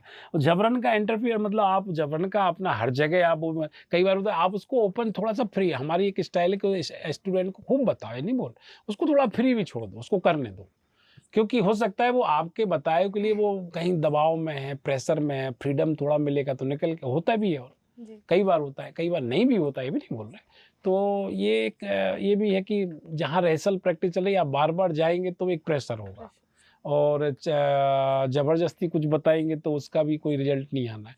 बैठ के एक बार बातचीत हो और फिर ये भी होता है, एक टेस्ट लग जाता है किस लेवल पे हमारा कलाकार है, उसको क्या बात करना नहीं करना ये आपके ऊपर भी डिपेंड है। आप बहुत ज्ञान उसको देंगे और मालूम है उसको मिलना ही नहीं है वो, तो आप उससे उस लेवल की बात करें ताकि वो उससे सेकंड स्टेज में आए, फिर बाद में थर्ड स्टेज में आए, है ना? जैसे कि कोई बहुत बड़ा उसको 3 घंटे का नाटक अपन समझाने बैठ जाओ, उससे अच्छा कोई एक छोटी-सी स्टोरी समझाएँ, 2-4 स्टोरी समझाएँ, धीरे-धीरे बढ़ें फिर कुछ ऐसा नहीं। मैं पर्सनल एक्सपीरियंस से कहूँगी कि आपका जो डायरेक्शन का तरीका है, मतलब आप हम सारे स्टूडेंट्स को जो स्पेस देते हो आप, उससे जो स्टूडेंट प्रोडक्शन अगर हम एक तरीके से कहें कि तो एज एन स्टूडेंट और एक्टर और फिर उसके साथ साथ डायरेक्शन का मतलब एक जो कॉन्फिडेंस हमारे अंदर आता है वो बहुत एक अलग तरीके का होता है अगर हम किसी डायरेक्टर के अंडर में रहकर अगर उसे हम कर रहे होते तो वो जो एक फ्रीडम होती है उससे बहुत एक अलग ही अनुभव हमको मिलता है। देखो क्या होता है कि आज के समय में और पहले के समय में बहुत अंतर है। अभी सोशल मीडिया जो कहें या आपका जो टेलीविज़न है, आपके हाथ में मोबाइल है, तो तमाम प्रकार के जो मूवीज़ हैं या जो भी इस तरह के आर्ट फॉर्म हैं, वो आपके पास हैं। तो एक चलता-फिरता आपके पास एक डायरेक्शन या आपको कहीं न कहीं से कुछ सीखने को मिल रहा है। तो फुल टाइम आदमी यदि वो आर्टिस्ट है, तो कहीं न कहीं से कुछ सीख रहा है। तो कई बार ये होता है कि आपका और जो आपके साथ जो आपकी टीम है काम कर रही, वो क्रू टीम में चाहे वो एक्टर हो, चाहे वो आपका असिस्टेंट हो, तो कई बार आपसे बेटर ऑप्शन उनके पास होता है। तो आपको ये होना चाहिए कि उनको फ्रीडम दें और आप यदि सेटिस्फाई नहीं है तो आप अपनी बात कहें, उसका इंटरप्रिटेशन रखें। ऐसे ये शुरू में भी रहता था लेकिन अभी ज़्यादा मतलब ये है और ये हमने देखा कि यदि आप फ्रीडम देंगे तो आपकी बात ज़्यादा बनेगी और अच्छी बनेगी। एक बात मैं कहना चाहूँगी, मुझे लगता है यहाँ से जितनी भी फीमेल एक्टर्स एक्ट्रेसेस जो यहाँ से पास आउट हुई हैं, तो आपकी जो स्किट है मतलब आप राइटिंग में भी कमाल है आपका पकड़, तो जो आपकी स्किट है वो बहुत फेमस है नो डाउट। और हम जब भी यूथ फेस्टिवल गए हैं, मैंने तो अपनी नज़र में जितने बार देखा है तो स्किट हमारी जो है हमेशा अव्वल नंबर पर ही आई है और फर्स्ट सेकंड ही रहा है। तो और काफ़ी फेमस है कहना चाहिए यूथ फेस्टिवल्स में या इंडिया लेवल पे।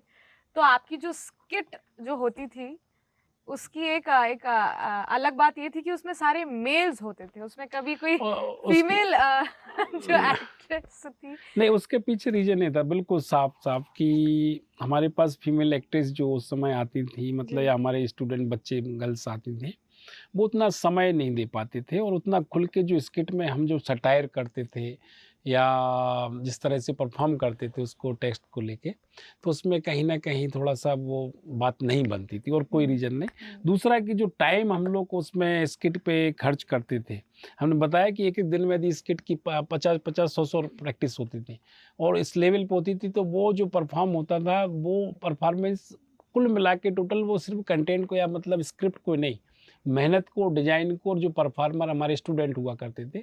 इवन ये होता था कि वहाँ पे ये तो बिल्कुल स्किट को लेके जो बात है एक दौर रहा है और अभी भी तक कहना चाहिए कि पूरे यूथ फेस्टिवल में इसको इवन इंडिया टुडे ने भी लिखा है। फिर एक बात कहेंगे, सागर यूनिवर्सिटी की स्कूट को इंडिया टुडे जैसे उसमें कई अखबार पत्रकारों में चला, लेकिन इंडिया टुडे ने भी लिखा है कि यदि इस फेस्टिवल में किसी को कुछ देखना है तो बॉम्बे यूनिवर्सिटी का वेस्टर्न सॉन्ग और डॉक्टर हरी सिंह, और 2 इवेंट भर लिखे थे उसने, डॉक्टर हरी सिंह और विश्वविद्यालय का स्किट जरूर देखें।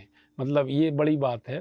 और ये जो फीमेल की आपने बात कही, ऐसा नहीं, बाद में यदि मुझे कैरेक्टर की आवश्यकता पड़ी और उस तरह के बच्चे आए तो लिया गया है, लेकिन हम शुरू में वो टाइम का थोड़ा सा होता था, टाइम उतना 4-5 बजे के बाद टाइम नहीं दे पाते थे बच्चे, बाद 2 बजे आना होता था उनका, लेकिन बॉयज़ में वो प्रॉब्लम नहीं आती थी, इसलिए एक वो भी सबसे बड़ा कारण था। और ऐसा कोई कारण नहीं। उसके बाद हमने कई नाटक किए, बाढ़ के पानी किया, काफका किया, इग्गा फेगड़े का विवाह किया, कई नाटक किए जो उधर पे, उसमें स्किट में भी और उसमें सब में बच्चे रहे। और आप तो स्वयं ही मतलब यूथ फेस्टिवल में गई हैं और आपको आपको ऐसे कहाँ पे अवसर नहीं मिला, आपको भी बहुत अवसर मिला। इवन आप तो इतनी बड़ी एक्ट्रेस हैं, आपको आपका तो एनएसडी में सिलेक्शन हुआ अभी 2-3 साल पहले, भले ही आप उसमें आपने ज्वाइन नहीं किया, आपने शादी की और अभी आप उसी क्षेत्र में फिल्म में जहाँ भी लगी हैं, वो अलग बात है। लेकिन ये बात हम सहमत भी हैं इससे कि शुरुआत में तो क्योंकि उस तरह के हमारे लिए गर्ल्स स्टूडेंट नहीं होती थी जो इतना टाइम मतलब दे सकें, वो ही रीज़न था और कोई बाकी सब ऐसा कोई दिक्कत नहीं। ये मेरी पर्सनल जिज्ञासा, क्योंकि मैंने अभी नंबर लगाकर मैं बैठी हुई हूँ कि आप, क्योंकि वो आपकी स्किट की डिज़ाइनिंग और वो इतनी सुंदर और इतनी मज़ेदार कि मैं खुद भी चाहती हूँ कि मैं उसमें एक बार कभी ना कभी परफॉर्म करूँ। हमने कोशिश भी की वो कि कैसे उसको कर सकते अब हैं। वो देखो, अब उसमें कुछ मैं ज़्यादा तो नहीं बता पाऊँगा कि उसकी कोई हाँ। टेक्निक भी नहीं है, बस जी। दिमाग में आइडियाज़ आते थे। हाँ। तो फुल टाइम में लिखता, देखो आपको बताऊँ, यदि एक बार आइडिया दिमाग में क्लिक कर गया तो किसी के भी कर गया तो आदमी उसी में लगा। तो मैं फुल टाइम लगा रहता था, मतलब सोते जागते लिखने कि यार इसको ऐसा बनाए, इसमें ये बनाए, तो रोज़ कुछ ना कुछ चीज़ मिलती, बनते बन जाती थी। तो जैसे सबसे ये हमारे सबसे पहला हमारी स्किट थी ये आनंद में हम लोग का शो था, 1 घंटे का टाइम मिला था और स्किट परफॉर्म करनी थी और उसे मुझे 3rd प्राइज़ मिली थी अपनी यूनिवर्सिटी को।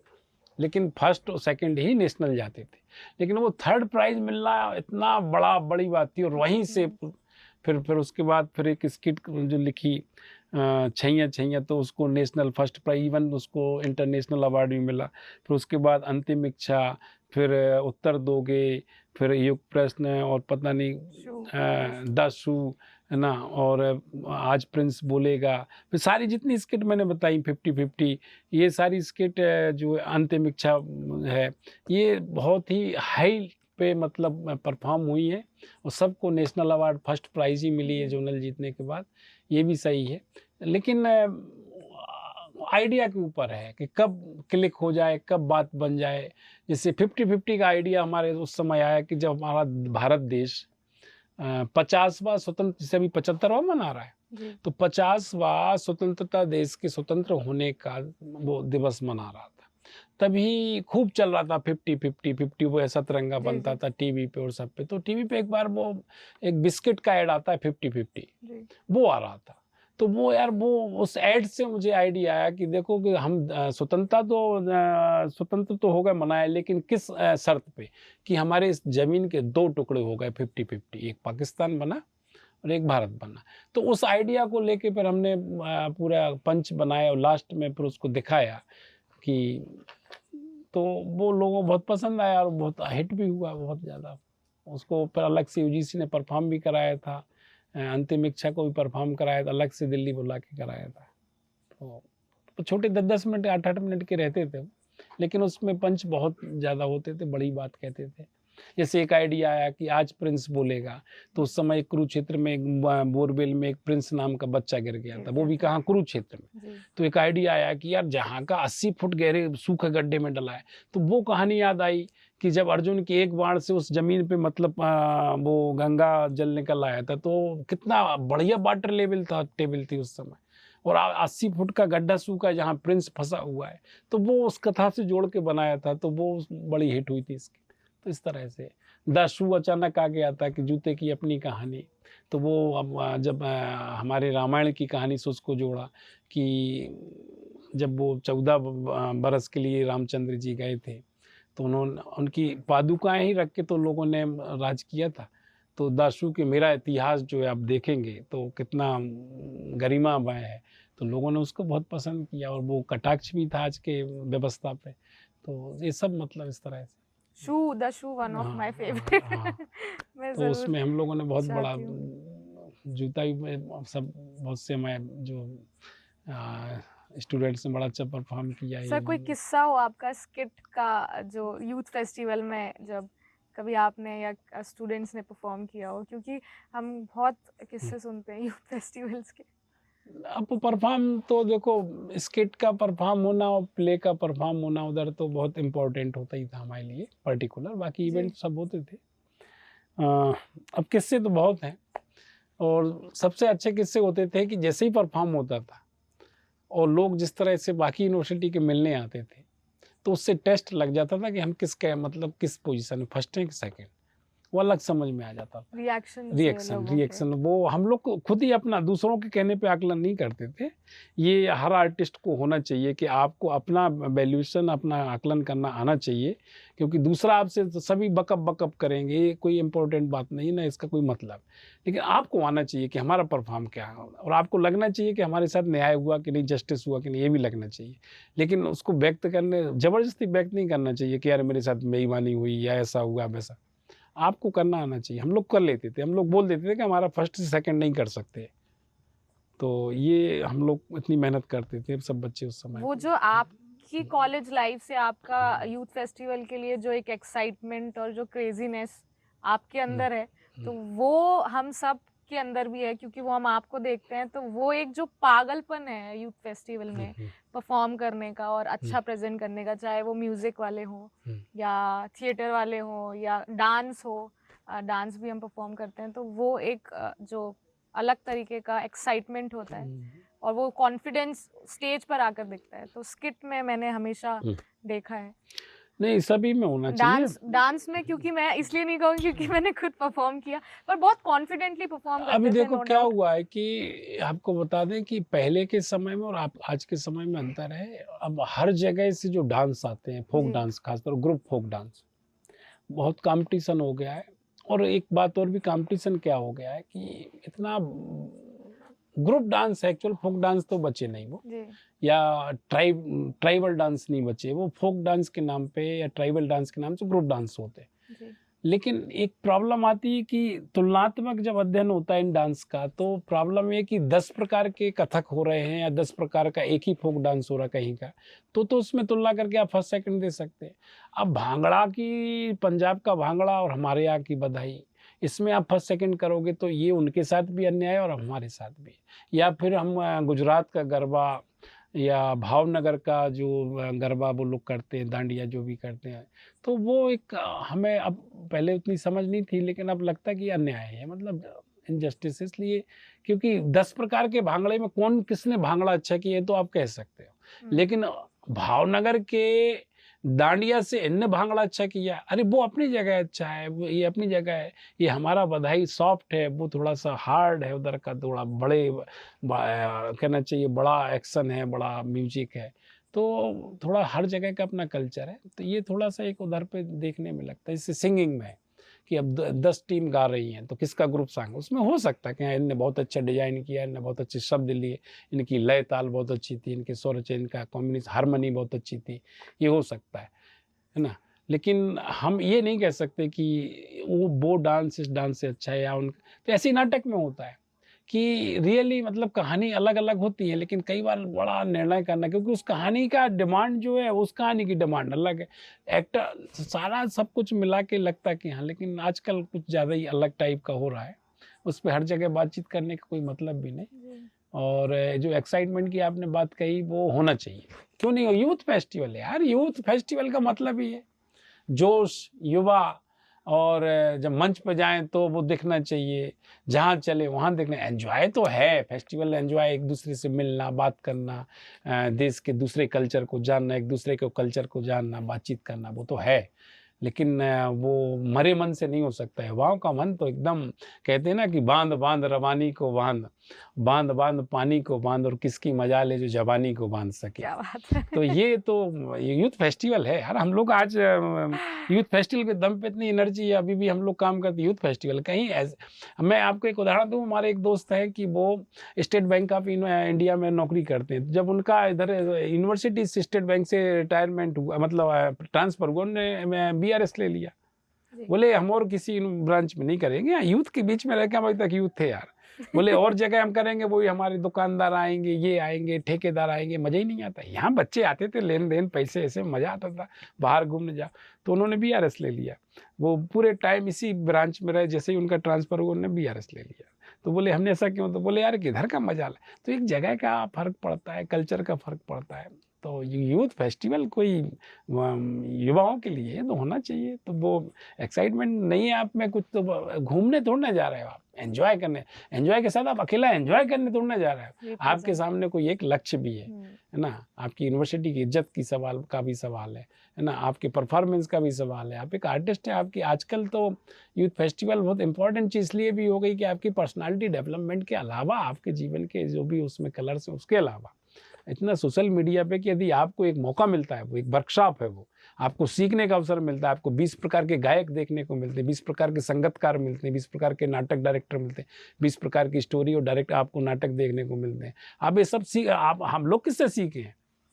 स्टार्टिंग हम लोग यूथ फेस्टिवल से। हम लोग यूथ फेस्टिवल में ज़्यादा माइम क्या होती मालूम ही नहीं था, कुछ भी करते थे, धीरे धीरे माइम समझा। मैंने माइम पे ही पहले काम किया, अपना माइम पे मेरा काम, मैंने माइम पे रिसर्च पेपर लिखे, माइम पे किताब लिखी है, तो माइम को समझा, कह रहे माइम इतना बड़ा आर्टिस्ट आर्ट है मतलब। और स्किट क्या होती समझा, फिर हमने नहीं, स्किट ये लोग करते, स्किट है ही नहीं है, स्किट हम करेंगे क्या होती। तो ये वहीं से सीखने मिला, क्योंकि जब वहाँ देख के, अब आप बहुत अच्छा देशभक्ति गाना गा रहे हैं तो वहाँ 20 प्रकार सुन के ही तो आपके दिमाग में आती है कि यार नहीं, इससे अच्छा अपन गा सकते हैं सब। तो एक वर्कशॉप है यूथ फेस्टिवल, और आपको हर प्रकार के फील्ड में, चाहे वो लिटरेरी हो, म्यूजिक हो, थिएटर हो, डांस हो, कोई भी इवेंट में आप वहाँ पे, फाइन आर्ट्स हो, आप बहुत सीख सकते हैं, बहुत कुछ कर सकते हैं।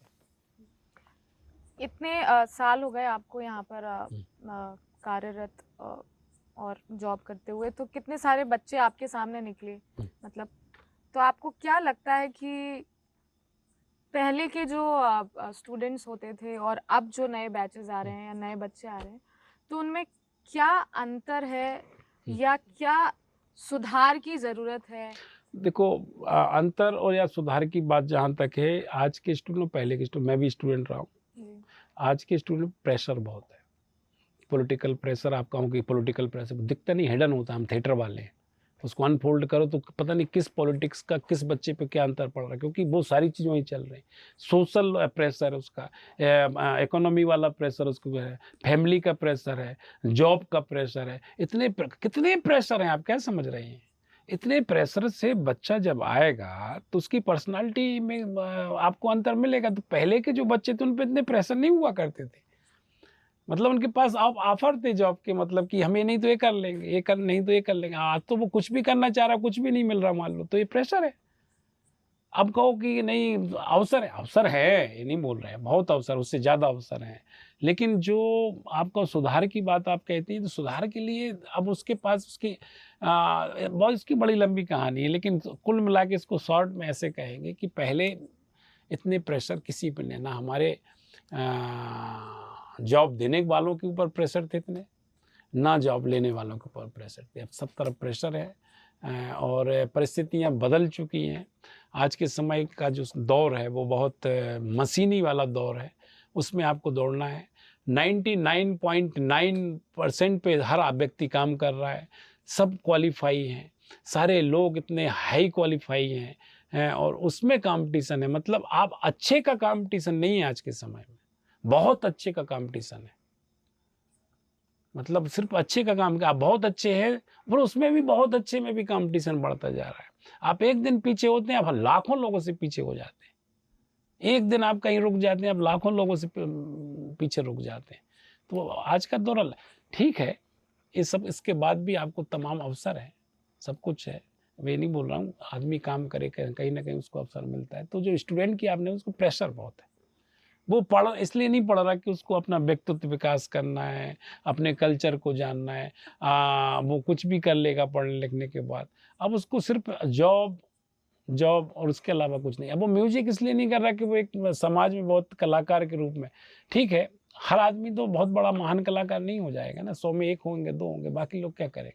तो वो कहीं ना कहीं आज पढ़ाई लिखाई जो भी एजुकेशन जो है वो कहीं कुल मिला के उसके पेशे से जुड़ा हुआ, कहीं हमको कुछ मिल जाए, हमारी जीविका चले, तो ये बहुत बड़ा प्रेशर है। जैसे कि बहुत सारे लोग हैं जो जिन्हें थिएटर पसंद होता है, कई बार बहुत ज़्यादा जानकारी नहीं होती लेकिन वो जाना चाहते हैं। लेकिन एक थिएटर को लेकर फिल्म्स की अगर बात करें तो वो एक अलग बात हो जाएगी, क्योंकि उसमें सर्वाइवल के लिए कुछ ना कुछ आपको रेम्यूनरेशन मिल जाता है जब आप परफॉर्म करते हैं जाके। लेकिन अगर थिएटर की बात करें तो लोगों ने इस तरीके की एक धारणा बना ली है कि अगर आप थिएटर करेंगे तो आपको जो सर्वाइवल है वो बहुत मुश्किल होगा, क्योंकि बहुत ही मुश्किल से आप अगर परफॉर्म करते हैं तो आपको की जीवनी के लिए आपको कुछ मिल पाता है। तो नहीं, देखो इसमें दो चीज़ है। ये जो आपने बोला बिल्कुल अपनी जगह सही है, लेकिन आप बिल्कुल परफेक्ट आर्टिस्ट हैं किसी भी फील्ड में, थिएटर के मेकअप में, म्यूजिक में, सेट डिज़ाइन में, कॉस्ट्यूम डिज़ाइन में, या किसी भी उसके जो भी टेक्निकल लाइट डिज़ाइन में, किसी भी फील्ड में उसके टेक्निकल या एज एन एक्टर आप कहीं भी परफेक्ट हैं। तो इसमें कोई शक नहीं, आज के समय जितने अवसर हैं उतने पहले भी नहीं थे। आप अच्छा मेकअप मैन बन जाइए, चलिए आप कुछ ना करें, आप किसी फिल्मी दुनिया की बात नहीं कर रहा हूँ मैं, उधर मत जाए, आप अच्छे मेकअप मैन बन जाएं तो आपको 10-15-20 लाख रुपए महीने भी मिल सकते हैं। आप सागर शहर में बताइए कि कम से कम साल में 200-250 शादियां तो होती होंगी। जी। कौन दूल्हा दुल्हन का मेकअप करता, बताइए, कोई 2 नाम बता दीजिए। चलिए आप बनाइए, अपनी टीम बनाइए। आज के समय में इवेंट मैनेजमेंट कितना बड़ा बिजनेस है। आप टीम बनाइए अपनी, आप कॉस्ट्यूम डिजाइन करिए, आप बोलिए दुल्हन को कि आप विदाई में पहनेंगी ये वाला, इसमें पहनेंगी, इसमें आपके पास होना चाहिए, सिर्फ बात नहीं। आप अपनी टीम बनाइए, हम आपका पूरा आपके ये वीडियो शूटिंग इस ढंग से करेंगे, हम आपका ये करेंगे, सब चल रहा है आजकल। ये पूरा आप बनाएं और आपके पास यदि है तो बहुत बड़ा बिजनेस आप कर सकते हैं, बहुत पैसा कमा सकते हैं। सागर में ही आप साल में कम से कम 15-20 लाख रुपए सिंपल मेकअप मैन अच्छे से बन जाइए तो आप 20-25 लाख रुपए महीने मतलब साल के महीने के कमा सकते हैं। तो ये थोड़ा सा दो बातें हैं कि हम थिएटर को दो रूप में लेते हैं कि मैंने खूब एक्टिंग और आपको परफेक्शन चाहिए, परफेक्ट चाहिए बिल्कुल, पर आपको अपने ऊपर बिलीव होना, ट्रस्ट कि मैंने वाकई कुछ किया है। मेकअप के नाम पे 2-4 लोगों को पोत पा दिया, नहीं, रियली आपकी नज़र में वो होना चाहिए। जैसे मुझे एक सेंस, मैं अपने इस पे मुझे बहुत कहना चाहिए, अच्छा लगता है, घमंड नहीं, गर्व है। मैं किसी को देख के तुरंत उसकी कास्टिंग कर सकता हूँ, ये हुनर है। मैं मेकअप नहीं कर पाऊँ या कुछ नहीं, लेकिन ये मैं कास्टिंग तुरंत कर ले सकता हूँ कि इसको यार ये कहाँ जमेगा, ये इसको कहाँ लेना चाहिए, ये किस कैरेक्टर में मिले। तो ये कुछ हुनर आप में यदि आए, तो मैंने की भी 1-2 फिल्म की, वो उसको बेस्ट हिंदी फिल्म का अवार्ड भी मिला है। बेस्ट हिंदी फिल्म का अवार्ड कोई छोटा मोटा अवार्ड नहीं होता। सदाशिव अमरापुरकर, रघुवीर यादव और ये राजेश्वरी, और पता नहीं बड़े सीमा विश्वास ऐसे आर्टिस्ट थे, वो श्याम बेनेगल जैसी फिल्म, उन्होंने मुझे एक कास्टिंग बोला कि आपको कास्टिंग करनी है कुछ लोकल में। सर हमने नहीं, आप कर लोगे हमारे, तो उन्होंने हमसे कराई और उस पर हमें खराब कुछ 10-15-20 लोगों जिनको मैंने चुना उनने लिया उसमें, तो मुझे अच्छा लगा। और वो रहता है आप करते हो क्योंकि आपके दिमाग में चल रहा है, तो एक सेंस होता है। तो परफेक्शन यदि किसी चीज़ में आप में है, हमारे यहाँ के लोग कितने बाहर जा रहे हैं, काम कर रहे हैं, लेकिन ठीक है, अवसर की बात है, मिला नहीं मिला जो भी है, यदि परफेक्शन है तो आप कहीं भी कुछ कहते। थिएटर को सिर्फ थिएटर एक्टिंग नहीं है, आप एक्टर के रूप में मत लो कि हम जाएंगे, हम छा जाएंगे, फिल्मों में काम करेंगे, वो एक अवसर आपका एक अलग बात है। लेकिन उसके अलावा भी उसमें बहुत से जुड़े साइड में जो टेक्निकल चीज़ें आप करना चाहो तो आप कर सकते हैं। और रंगमंच, देखो सीधी बात है, उसकी तुलना फिल्म से नहीं की जा सकती। रंगमंच जो है एक नशा है, एक शौक है, उसकी मौलिकता यही है, उसको आपको ऐसे ही अभाव में जीना पड़ेगा, अभाव में ही करना पड़ेगा। आप चाहें कि हमने एक नाटक कर लिया और घर में एकदम आप दूसरे महीने एसी लगवा लें, कूलर खरीद लें, फ्रिज रख लें, ये सब नहीं होगा उसमें। वो तो थिएटर उतना ही, थिएटर के और जो ऑप्शन उसमें आप अपना यदि आप पैसे से जोड़ रहे हैं तो उसमें आप कर सकते हैं। पर थिएटर से मन की संतुष्टि जो है वो तो देखो मौलिकता उसके, उसका मूल आप कितना भी कुछ कर ले, शांति और मन जो देखो वो तो आर्ट फॉर्म ही ऐसा है ना। दुनिया में यदि कोई सबसे सशक्त आर्ट फॉर्म मुझे लगता है तो वो थिएटर है। ये कविता, कहानी, लिटरेचर सब बाद में आया, पहले थिएटर ही आया। और उसमें सारी कलाएं जाके, चाहे वो संगीत हो, चाहे पेंटिंग हो, सब जाके एक समुद्र का रूप बन जाती है जिसको थिएटर कहते हैं, है ना। थिएटर अकेला कुछ नहीं है, समन्वित रूप है एक, है ना। जैसे वो सिंथेसाइजर होता है ना, उसमें सारे वाद्य होते हैं, है ना, जो आपको बटन दबाओ, तो ऐसे ही सारी कलाएं उसमें मिलके थिएटर बनता है। अलग से थिएटर कुछ नहीं है, सारी चीज़ें उसमें इनबिल्ट है। जितनी दुनिया की तमाम कलाएं, तमाम प्रकार के आर्ट, तमाम प्रकार के दुख दर्द, सब उसमें समाहित है। कुछ सालों पहले एक बहुत लंबा गैप आपकी एक्टिंग लाइफ में कहना चाहिए, क्योंकि उसके बीच में आपने जो है डायरेक्शन किया जॉब में आने के बाद, तो गिद्ध आपने परफॉर्म किया, तो एज एन एक्टर आपके क्या क्या चैलेंजेस आए, क्योंकि एक लंबा गैप आने के बाद बहुत सारी चीज़ें और जो कॉन्फिडेंस होता है या थोड़ा सा मुझे लगता है डाउन होता है, कहीं ना कहीं हिलता है, तो क्या ऐसी चीज़ें थी जो आपको बैरियर बनी आपके प्रोसेस में उस कैरेक्टर को तैयार करने के लिए? एक वही थिएटर तो रेगुलर कंटिन्यू कर ही रहे थे, जी बच्चों से करा रहे थे, लेकिन खुद एक्ट करना, एक्टिंग करना, तो आपने ही बोला कि 15-16 साल बाद आप स्टेज पर जी आए एक्टिंग करने के लिए, तो वही बड़ा पीरियड होता है। भले ही आप कितनी ही समझ रखें, कितने कितने के साथ काम कर लें, लेकिन अब आपका काम बदल गया, अब आपको एक्टिंग करना है, और वो भी ऐसे नहीं बताने के लिए कि हम बच्चे को बता रहे हैं, आपको जी खुद परफॉर्म करना है। तो 16 साल बाद मतलब करना, सीधा सीधा हमने अभी बोला था, चाहे आप 16 साल बाद करें, चाहे कंटिन्यूस में, जब भी आप मंच पर आएंगे आपको पूरा प्रिपेयर होके ही आना होगा, क्योंकि ये थिएटर है, ये फिल्म शॉट नहीं है कि एक बार ओके हो गया तो हमेशा वही देखने को मिलेगा। सो ये कि एक कॉन्फिडेंस की जो कमी रहती वो स्वाभाविक सब में आती है, कोई ऐसा कोई दुनिया में एक्टर नहीं होगा, क्योंकि 16 साल बाद एक्टिंग करना, लेकिन उतना ही आनंद आता है कि आप नए सिरे से जब वही प्रक्रिया से गुजरते हैं। सो उस गिद्ध में जब मैंने पापा का रोल किया तो रियली मुझे उस दिन फिर लगा कि जैसे मैं जीवित हो गया हूँ, अभी तक मैं मरा था। क्योंकि एक्टर जब जी लेता है तो देखो, हर आदमी एक म्यूजिशियन है, उसका म्यूजिक जब निकलता है और लोग पसंद करते हैं, उसको भी लगता है, तो एक एक्टर को भी जब उसकी अच्छी एक्टिंग होती है तो उसको भी। तो मैंने 16 साल बाद एक एज एन एक्टर वर्क किया जब स्टेज पर, और जसराज जो यशराज यादव यस जी जी ने उसको डायरेक्ट किया था, बहुत बड़े डायरेक्टर हैं वो। मुझे तो मज़ा आया और बहुत मुझे, लेकिन जो आप पूछना चाह रही हैं कि आपको कैसा लगा, कैसे क्या किया, तो प्रोसेस तो वही हमने बोला ABCD की थी। जी मैं 16 दिन 15 दिन जो है, 15-16 दिन घर नहीं गया, जी उसी सेट पे सोता था, वहीं रहता था, वहीं खाना बनाता था, वहीं खाता था, वो हमारे सब कैरेक्टर में था। 15 से 16 दिन मैं घर नहीं गया। यही स्टेडियम जो हमारा आडिटोरियम है, जो पुराना आडिटोरियम जहाँ पर अभी बिल्डिंग बन गई है, इसी में रहता था मैं। और मैंने जब उसको रहते रहते पूरा उस पूरी एक एक चीज़ से आत्मसात कर ली थी, उसमें स्टेज के एक एक सामान से, हमारी जो प्रॉपर्टी, हैंड प्रॉपर्टी, उससे, लाइट से, म्यूजिक से, तो वो थिएटर में ही तो मज़ा है कि कैरेक्टर को जीने का जो मज़ा है, तो वो हमें बड़ा अच्छा अनुभव रहा।